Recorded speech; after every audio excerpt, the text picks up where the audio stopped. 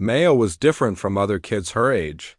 While most 17-year-olds were busy posting selfies and hanging out at the mall, she preferred hiding in corners with a book in her hands. Her thick, dark hair always fell forward, covering half her face like a protective shield. She had perfected the art of being invisible. At Lincoln High School, Maya was known as the girl who never spoke up in class. Teachers had learned not to call on her because she would just freeze up, her cheeks turning red as she stared down at her desk. Her classmates weren't mean to her, but they weren't exactly friendly either. She was just there like a piece of furniture that everyone had gotten used to ignoring. Maya's locker was at the end of the hallway, away from the popular kids who gathered around the main entrance every morning. She liked it that way. It gave her a clear path to slip into school, without having to navigate through groups of chattering teenagers. Her routine was simple: arrive early, keep her head down, attend classes, eat lunch alone in the library, and leave as soon as the final bell rang. The only person who seemed to notice Maya was Mrs. Patterson. Her music teacher, Mrs. Patterson, had been teaching at Lincoln High for over 20 years, and she had a special talent for spotting hidden gems among her students. She had been watching Maya for months, noticing how the girl's eyes lit up during music theory lessons. Even though she never raised her hand to answer questions, Maya's home life was quiet too, but not in a peaceful way. Her parents, David and Lisa, worked constantly to keep their small family afloat. Her father drove a delivery truck for a local bakery, starting his shifts at 4 in the morning. Her mother worked as a nurse's aide at the county hospital, often pulling double shifts to earn extra money. They were good people, hardworking and loving, but they were always tired, always stressed about money. Their house was a small 2-story building in an older neighborhood where the American dream felt more like a distant memory. The paint was peeling on the outside, and the front steps creaked whenever someone walked up them. But it was home, and Maya's parents had worked for 15 years to pay off the mortgage. They were almost there, just a few more payments away. From owning it free and clear, the basement was Maya's secret world. Down there, pushed against the far wall, sat an old upright piano that had belonged to her grandmother. The piano was older than Maya herself, with yellowed keys and a few scratches on its wooden surface. Her grandmother had passed away when Maya was 12, leaving behind this musical treasure that no one else in the family knew how to play. Maya had taught herself to play by watching YouTube videos and checking out library books about piano techniques. She started with simple songs, pressing the keys softly so no one upstairs would hear. Her parents thought she was just fooling around, the way kids do when they're bored. They had no idea that their quiet daughter was developing into something extraordinary. Every evening, after her parents collapsed into bed exhausted from their long workdays, Maya would slip down to the basement. She would sit on the old wooden bench, place her fingers on the keys, and let her emotions flow through the music. This was where she felt most like herself, where she could express all the feelings she kept locked inside during the day. The piano became her therapist, her best friend, her escape from a world that felt too big and too loud. When she played, she wasn't the invisible girl from school. She wasn't the daughter of parents who worked themselves to the bone. She was just Maya, pure and simple, speaking a language that came from somewhere deep in her heart. Mrs. Patterson first heard Maya play by accident. She had stayed late at school one evening, working on lesson plans in her classroom, when she heard piano music drifting from the practice room down the hall. The music was hauntingly beautiful, filled with emotion and technical skill that surprised her. She followed the sound and peered through the small window in the door. There was Maya, completely absorbed in her playing, her usual shyness replaced by confidence and grace. Mrs. Patterson stood there for nearly 20 minutes, mesmerized by what she was hearing. This quiet girl, who barely spoke above a whisper in class, was creating music that gave Mrs. Patterson chills. From that day forward, Mrs. Patterson began paying closer attention to Maya. She started leaving the practice room unlocked after school, making sure Maya knew she was welcome to use the better piano there. She began suggesting more challenging pieces for Maya to learn, always casually, never making a big deal about it. Maya appreciated her teacher's kindness, but she was terrified of attention. Every time Mrs. Patterson hinted that Maya should perform. For others, the girl would shake her head and change the subject. The thought of playing in front of people made her stomach twist into knots. Her music was private, personal, sacred. She couldn't imagine sharing it with anyone, but Mrs. Patterson was persistent in her gentle way. She would mention local competitions, school talent shows, youth concerts at the community center. Maya always declined politely, but Mrs. Patterson could see the conflict in her eyes.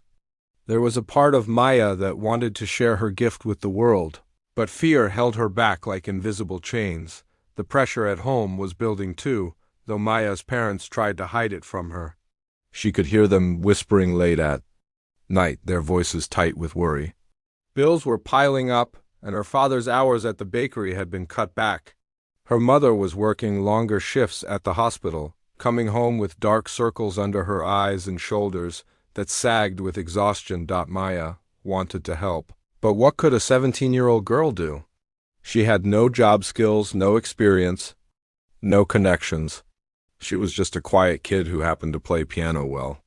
Or so she thought. One evening in early March, Maya was practicing in the basement when she heard her parents talking in the kitchen above. Their voices were louder than usual, filled with stress and frustration. She stopped playing and listened, her heart sinking as she realized they were talking about losing the house.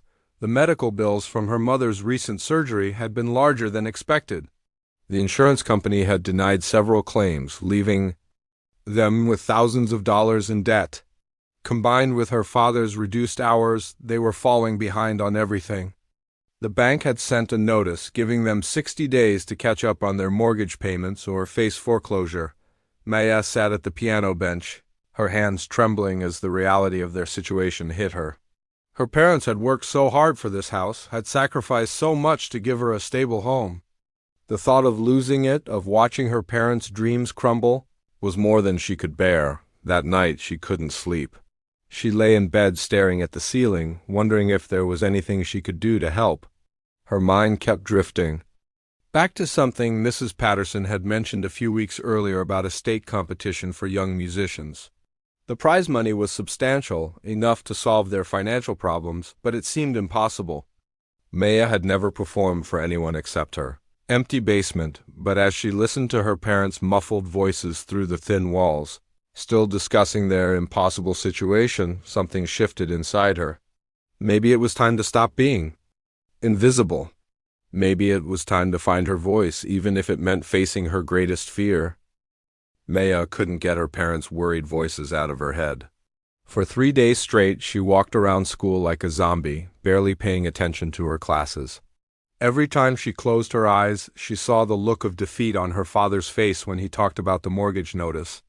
Her mother had started working extra shifts at the hospital, coming home so exhausted she could barely eat dinner. The thought of losing their house kept Maya awake at night.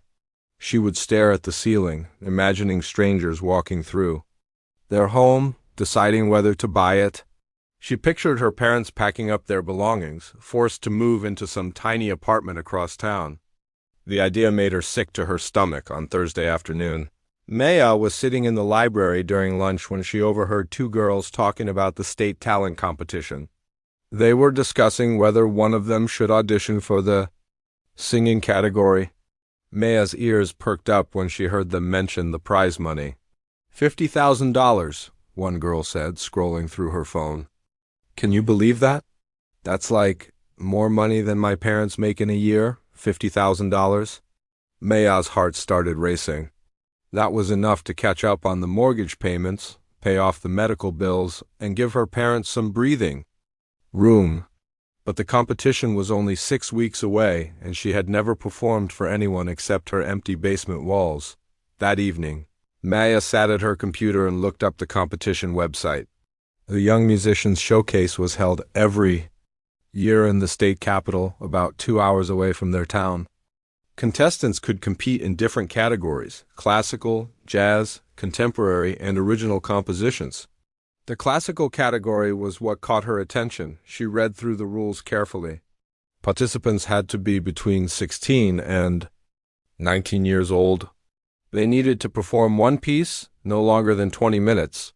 The judges would evaluate technical skill, artistic interpretation, and stage presence. Maya's stomach dropped at that last part. Stage presence was definitely not her strong suit, but then she saw the list of prizes. First place won $50,000. Second place got $20,000. Even third place earned $10,000. Any of those amounts would help her family tremendously. Maya spent the next hour watching videos of previous competitions on YouTube. She saw confident teenagers performing complex pieces, some of them clearly trained at expensive music schools. They looked so polished, so professional. Maya felt like an amateur compared to them. She was about to close her laptop when she stumbled across a video from 3 years ago. A quiet boy about her age had won the classical category with a performance of Rachmaninoff's Piano Concerto No. 2. What struck Maya wasn't just his technical skill, but the emotion in his playing.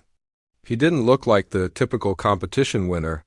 He seemed nervous, almost scared, but when he started playing, something magical happened. Maya watched the video 5 times that night. Each time she felt a little spark of hope growing inside her chest. Maybe she didn't need to be perfect. Maybe she just needed to be real. The next morning, Maya did something she had never done before. She stayed after music class and approached Mrs. Patterson's desk. Mrs. Patterson? Maya's voice was barely above a whisper. Her teacher looked up with a warm smile. Yes, Maya, what can I do for you? Maya's hands were shaking as she pulled out a printed copy of the competition application. I was wondering, do you think... Could I maybe? She couldn't finish the sentence. Mrs. Patterson's eyes widened as she saw the application. Maya, are you thinking about entering the Young Musicians Showcase? Maya nodded, not trusting her voice. That's wonderful, Mrs. Patterson exclaimed, then quickly lowered her voice when she saw Maya flinch. I think that's a great idea. You have incredible talent, Maya. You deserve to share it with the world. But I've never performed for anyone, Maya said, her voice cracking slightly. What if I freeze up? What if I forget everything? What if I embarrass myself? Mrs. Patterson stood up and walked around her desk. Maya, I've been teaching music for 22 years. I've seen thousands of students come and go, but I've never heard anyone play with the emotion and skill that you have. Yes, you'll be nervous. Every performer gets nervous. But your talent is real, and it's special? Maya felt tears welling up in her eyes. My family needs the money, she whispered. We might lose our house. Double quotes. Mrs. Patterson's expression softened with understanding. Oh, honey, I had no idea. She was quiet for a moment, then said, You know what? Let's work together on this. We have 6 weeks to prepare? That's plenty of time to get you ready. Maya's heart was pounding. Really? You would help me? Of course I would. But first, we need to choose your piece. What were you thinking of performing? Maya had been thinking about this for days. Chopin's Ballade No. 1 in G minor. Mrs. Patterson's eyebrows shot up. That's a very challenging piece, Maya. Are you sure you're ready for something that advanced? I've been practicing it for 2 years, Maya said quietly. It's the piece that makes me feel most like myself. Mrs. Patterson nodded slowly. Then that's what we'll work with. But Maya, I need you to understand something. This competition isn't just about technical skill. The judges will be looking for someone who can connect with the audience, who can tell a story through their music. You'll need to come out of your shell a little bit. The thought terrified Maya, but she nodded anyway. I'll try. Good, we'll start tomorrow after school. And Maya, we're going to need to work on your stage presence too. That means practicing in front of people. Maya's stomach twisted. People? Just a few at first.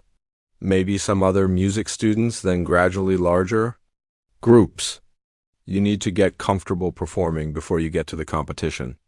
Maya wanted to run away, but she thought about her parents' worried faces. Okay, she said, her voice barely audible. That night, Maya filled out the competition application. With trembling hands, she had to list her musical background, which was embarrassing. No private lessons, no music camp, no previous performances. Just self-taught in the experience section. When she got to the part asking for her piece selection, She wrote Ballade No. 1 in G minor by Frederick Chopin in careful handwriting. She stared at the words for a long time, hardly believing. She was really doing this. Maya's parents were in the kitchen when she came upstairs. Her mother was at the table, going through a stack of bills with a calculator. Her father was making coffee, his shoulders slumped with exhaustion. "Mom? Dad?" Maya said softly. They both looked up, surprised to see her. Maya usually went straight to her room after school. "I need to tell you something," Maya said, her heart hammering in her chest. "I'm entering a music competition." Her parents exchanged glances. "What kind of competition?" her mother asked. "It's a state competition for young musicians. The prize money it's $50,000. Her father nearly dropped his coffee mug. $50,000? Maya, that's a lot of money. I know, and I know we need it. For the house and the medical bills and everything. Maya's words came out in a rush. "I've been practicing piano for years, and Mrs. Patterson thinks I'm good enough to compete. I want to try to help." Her mother's eyes filled with tears. "Oh, sweetheart, you don't need to worry about our problems. That's not your responsibility." "But I want to help," Maya said, her voice stronger than usual. "Please let me try." Her parents looked at each other again, having one of those silent conversations that married couples have. Finally, her father nodded. "If this is what you want to do, we'll support you," he said. "But Maya, don't put too much pressure on yourself. We'll figure out our problems one way or another."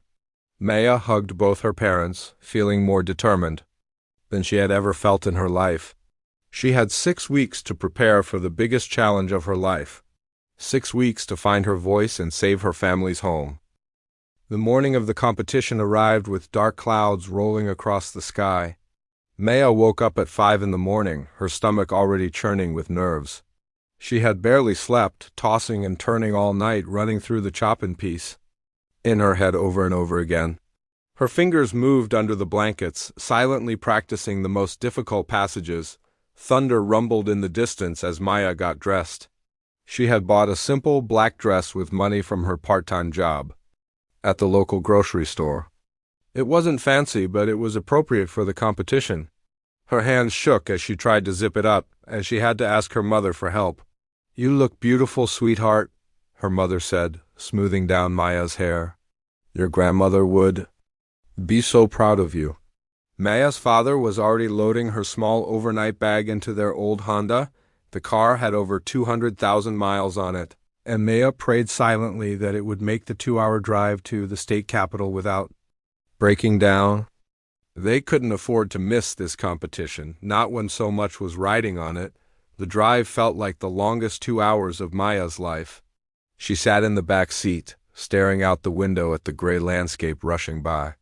Her parents tried to make conversation, but Maya could barely focus on their words. Her mind kept jumping between the music she would perform and all the things that could go wrong. When they finally reached the Wilson Performing Arts Center, Maya's heart sank. The building was massive, with tall glass windows and marble columns. Expensive cars filled the parking lot, and Maya watched as confident-looking teenagers stepped out of luxury vehicles with their parents. Many of them carried professional instrument cases and wore designer clothes. "Maybe this was a mistake," Maya whispered as they walked toward the entrance. Her father put his arm around her shoulders. "Hey, you belong here just as much as anyone else. Your talent got you here, not your bank account." Inside the building, the lobby was buzzing with activity. Maya counted at least 50 other contestants, all looking more prepared and confident than she felt. Some of them were warming up on portable keyboards, their fingers flying over the keys with practiced ease. Others were doing vocal exercises, their voices filling the space with perfect scales and arpeggios. Maya found a quiet corner and tried to calm her breathing. Mrs. Patterson had taught her some relaxation techniques during their practice sessions, but nothing seemed to be working. Her palms were sweaty, and she felt like she might throw up. Maya Rodriguez, a woman with a clipboard, approached their group. "You're contestant number 47. You'll be performing in about 3 hours. 3 hours. Maya's stomach dropped even further. She had hoped to get it over with quickly, but now she would have to sit here and listen to dozens of other performers before her turn came. They found seats in the main auditorium, and Maya's anxiety reached new heights. The space was enormous, with red velvet seats stretching up to a balcony level.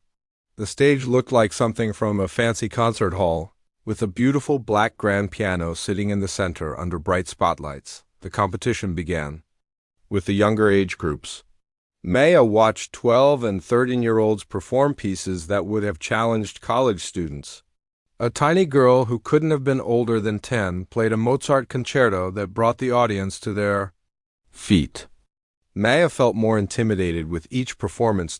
As the contestants got older, the level of skill increased dramatically.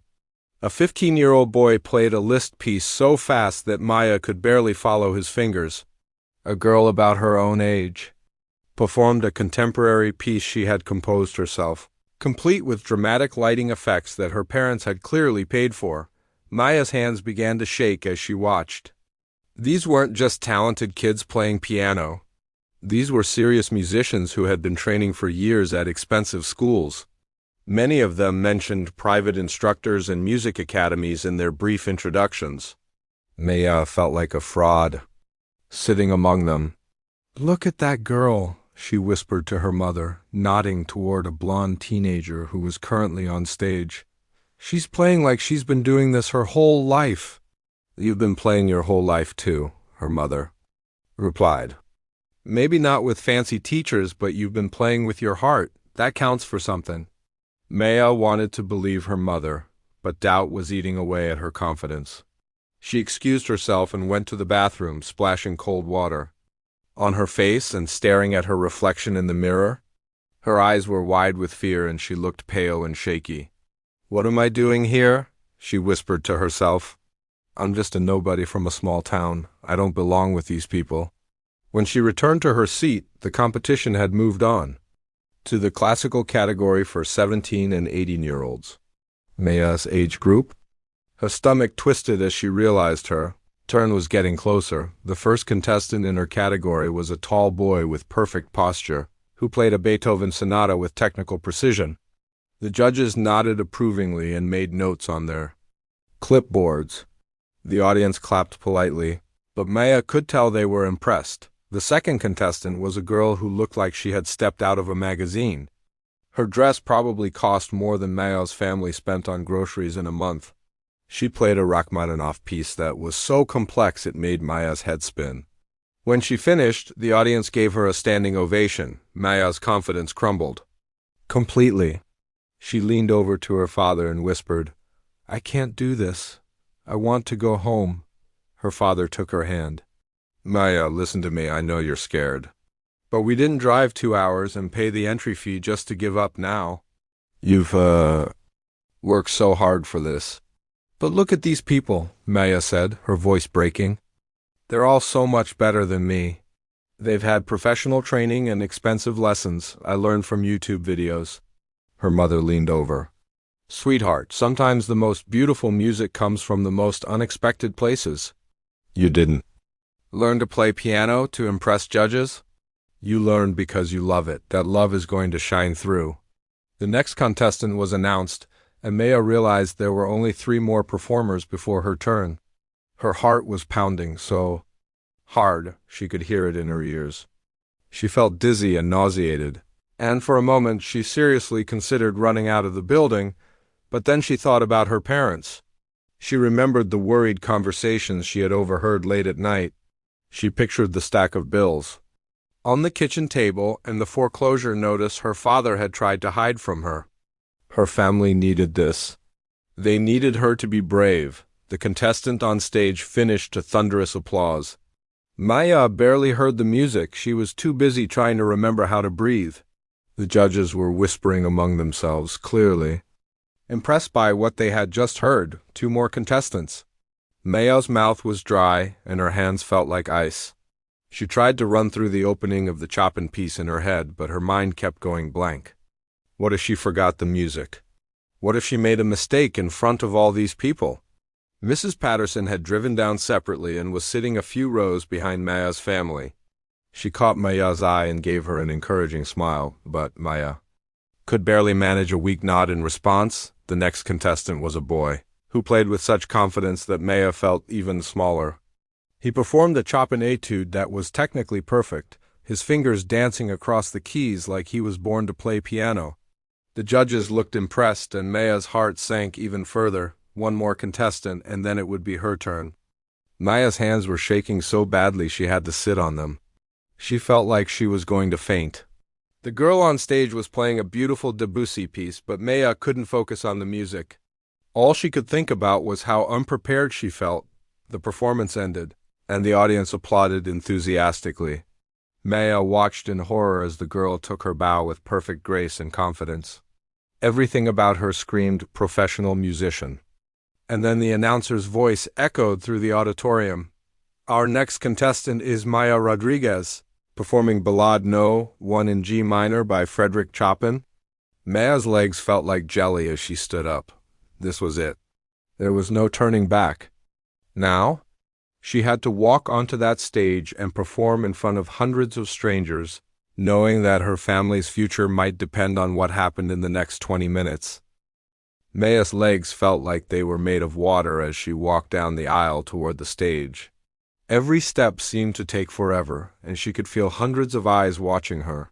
The auditorium suddenly felt too bright, too big, too full of people, who were all waiting for her to fail. Her worn sneakers squeaked against the polished floor as she climbed the steps to the stage. The sound echoed through the silent auditorium, making her cringe with embarrassment. She had wanted to buy proper dress shoes, but there hadn't been enough money. Now she felt like everyone was staring at her feet, judging her before she even sat down at the piano. The grand piano looked enormous up close. It was nothing like the old upright piano in her basement. This instrument was sleek and perfect, with keys that gleamed under the stage lights.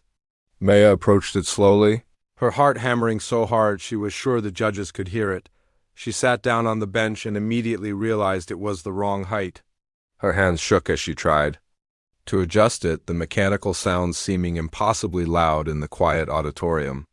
She could hear people shifting in their seats, probably wondering why this nervous girl was taking so long to get started. Maya looked out at the audience and immediately regretted it. The sea of faces staring back at her was overwhelming. She spotted her parents in the crowd, her father giving her a thumbs up, her mother with tears already in her eyes. Mrs. Patterson was there too, nodding encouragingly. But everyone else looked like strangers, and some of them seemed impatient. The three judges sat at a table in front of the stage, their clipboards ready, their expressions neutral. Maya recognized one of them from the competition website, Catherine Wells, a famous concert pianist who had performed at Carnegie Hall. She looked intimidating in her elegant black suit, her silver hair pulled back in a perfect bun. Maya's hands hovered over the keys, but she couldn't make herself start playing. Her mind had gone completely blank. She couldn't remember the opening notes of the Chopin piece, couldn't even remember why she was sitting here. The silence stretched on, becoming more uncomfortable with each passing second. Someone in the audience coughed. Another person whispered something to their neighbor. Maya heard a child ask their parent when the music was going to start. Her cheeks burned with embarrassment, and she wanted nothing more than to run off the stage and hide. She closed her eyes and tried to remember what Mrs. Patterson had taught her about performance anxiety. Just breathe, she whispered to herself. Remember why you're here. The thought of her parents' worried faces flashed through her mind. She remembered the stack of bills on the kitchen table, the foreclosure notice, her mother working double shifts at the hospital. She thought about the old house that had been her home for 17 years, the basement where she had learned to play piano, the grandmother who had left her this gift of music. Maya took a deep breath and placed her fingers on the keys. She found the opening chord of the Chopin Ballade, and suddenly everything came flooding back. The music was still there, buried beneath her fear and anxiety. She had played this piece hundreds of times. She knew every note, every phrase, every emotion it contained. The first notes floated out into the auditorium, soft and hesitant. Maya's touch was gentle, almost questioning, as if she was asking the piano to trust her. The opening of the Chopin Ballade was like a whispered conversation, intimate and personal. Maya felt some of her tension begin to ease as the familiar music surrounded her as she moved into the first main theme. Something magical began to happen. The anxiety that had been crushing her chest started to lift. The audience faded away, the judges disappeared, even the bright stage lights seemed to dim. Maya was no longer in the competition auditorium. She was back in her basement playing for herself, pouring her heart into the music she loved. The Chopin Ballade was a journey through different emotions, and Maya knew every twist and turn. She played the gentle, flowing sections with the tenderness of someone who understood loneliness. When the music became more dramatic, she let her own struggles flow through her fingers. Every bill her parents couldn't pay, every worried conversation she had overheard, every moment of feeling invisible at school, it all became part of the music. Maya's eyes were closed now, and tears were streaming down her face. She wasn't crying from nervousness anymore. She was crying because the music was finally free. After years of hiding in basements and empty classrooms, her gift was finally being shared with the world. The audience had gone completely silent. People who had been checking their phones put them away. Children who had been restless sat perfectly still. Even the judges had stopped writing notes and were simply listening, their expressions changing from professional interest to something deeper. Maya reached the most technically challenging section of the piece, where Chopin's melody soared above complex harmonies that would challenge even professional pianists. Her fingers danced across the keys with a precision that came from years of practice, but more than that, they moved with purpose and emotion. Every note meant something. In the audience, Maya's father was gripping his wife's hand, tears streaming down his face. He had never heard his daughter play like this. He had known she was talented, but he hadn't understood that she was extraordinary.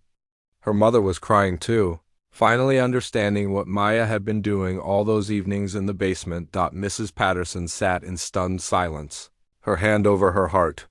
She had always believed in Maya's talent, but even she hadn't expected this. The girl on stage was transformed, no longer the shy student who could barely speak up in class. She was a musician, an artist, someone who could touch souls with her gift. The music built to its climactic moment, where all of Chopin's themes came together in a powerful, emotional statement. Maya played with a passion that seemed to come from somewhere beyond her 17 years. She played like someone who had lived through heartbreak and joy, loss and hope, fear and courage. As the piece moved toward its conclusion, Maya's playing became even more intense. She was no longer just performing the notes on the page. She was telling her story, her family's story, the story of everyone who had ever struggled to make their dreams come true. The music became a prayer, a plea, a declaration of hope in the face of impossible odds. The final notes of the ballade were soft and contemplative, like a whispered goodbye. Maya played them with such delicate beauty that the entire auditorium seemed to hold its breath. When the last note faded into silence, Maya kept her hands on the keys for a moment longer, as if she couldn't bear to let the music go. Then she opened her eyes. The auditorium was frozen in complete silence. Maya looked out at the audience, confused. By their stillness, had she made a mistake? Had she embarrassed herself after all? She started to stand up, thinking she should apologize for whatever she had done wrong, but then Catherine Wells, the famous pianist judge, slowly rose from her seat. The woman's eyes were filled with tears, and she was shaking her head in amazement. She began to clap, slowly at first, then with growing enthusiasm. Within seconds, the entire auditorium erupted. People leaped to their feet, applauding with an intensity that Maya had never seen before. The sound was overwhelming, filling the space with appreciation and joy. Some people were crying, others were cheering, and everyone was clapping as if their lives depended on it. Maya stood at the piano, completely stunned. This couldn't be real. She was just a quiet girl from a small town who had learned to play piano in her basement. But the ovation continued, growing louder and more enthusiastic with each passing moment. She looked for her parents in the crowd. and saw them standing with everyone else, tears streaming down their faces, clapping with pure joy and pride. Mrs. Patterson was there too, her face glowing with happiness, mouthing the words, "I knew it," over and over again. The standing ovation lasted for nearly 5 minutes, something that had never happened in the competition's history. Maya stood there, overwhelmed and grateful, finally understanding that her music had touched something deep in the hearts of everyone who heard it. Maya stood frozen on the stage, her heart pounding as the applause continued to wash over her like waves. She had never experienced anything like this in her entire life. The sound was so powerful, so overwhelming, that she could feel it vibrating through her body. People were not just clapping politely like they had for the other contestants. They were cheering, shouting, some even wiping tears from their eyes. She looked down at the judges' table and saw something that made her breath catch in her throat. Catherine Wells, the famous concert pianist who had performed with symphony orchestras around the world, was crying. Not just a single tear, but real, honest tears that she wasn't even trying to hide. The woman who had maintained a professional poker face throughout the entire competition was completely overcome with emotion. The second judge, Dr. Martinez from the State University's music department, was shaking his head in amazement. He had been taking notes throughout every other performance, but his clipboard lay forgotten on the table as he applauded with genuine enthusiasm. The third judge, a music critic known for his harsh reviews, was actually smiling, something Maya had not seen him do once during the entire competition. As the applause finally began to die down, Catherine Wells picked up her microphone. Her voice was thick with emotion as she spoke. "In 32 years of judging music competitions," she began, "I have heard thousands of talented young musicians. I have witnessed technical perfection, artistic interpretation, and impressive showmanship, but what I just experienced. She paused, composing herself. What Maya just shared with us was something far beyond technique or training. That was pure, raw musical truth. The auditorium fell silent as everyone hung on her words. Maya felt her knees go weak. Was this really happening? Maya, Catherine Wells continued, looking directly at her, you didn't just play Chopin's Ballade. You lived it. You breathed life into every note. You took a piece of music that I have heard performed hundreds of times and made it feel completely new. That, young lady, is the mark of a true artist. Dr. Martinez took the microphone next. I want to say something about what we just witnessed. This young woman taught herself to play piano. She has had no formal training, no expensive lessons, no music academy coaching. Yet she just delivered one of the most moving performances I have ever heard. It reminds us that music isn't about money or privilege. It's about passion, dedication, and heart. Maya felt tears streaming down her face again. She couldn't believe what she was hearing. These were respected judges, people who knew music inside and out, and they were saying these incredible things about her performance. The music critic spoke last. I write reviews for major newspapers across the state. I have seen the best musicians in the world perform, and I can say without hesitation that what Maya just did will stay with me for the rest of my life. She reminded all of us why we fell in love with music in the first place. The audience erupted in applause again, and Maya finally managed to walk to the front of the stage. She gave a small, awkward bow, still not quite believing that all of this praise was meant for her. As she walked off the stage, her legs were shaking so badly she had to grip the handrail to keep from falling. Maya's parents were waiting for her in the wings, and the moment she saw them, she collapsed into their arms.